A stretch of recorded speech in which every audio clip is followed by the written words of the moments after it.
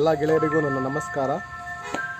ಇವತ್ತು ನಾನು ವಿಡಿಯೋ ಮಾಡೋ ಕಾರಣ ಏನಂದರೆ, ವರ್ತೂರಿನಲ್ಲಿರೋ ಟ್ರಾಫಿಕ್ನ ಆಲ್ಮೋಸ್ಟ್ ಬ್ಯಾಂಗ್ಳೂರು ಟ್ರಾಫಿಕ್ ಪೊಲೀಸರು ತುಂಬ ಕಷ್ಟಪಟ್ಟು ಮಳೆಯಲ್ಲಿ ನಿಂತು ಕ್ಲಿಯರ್ ಮಾಡ್ತಿದ್ದಾರೆ.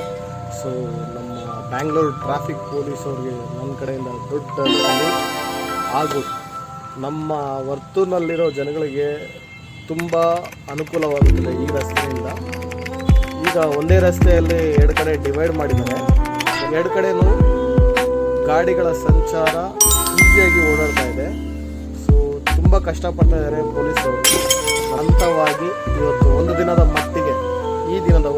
ಮಟ್ಟಿಗೆ ಮಾತ್ರ ಇದನ್ನು ಮಾಡಲಾಗಿದೆ.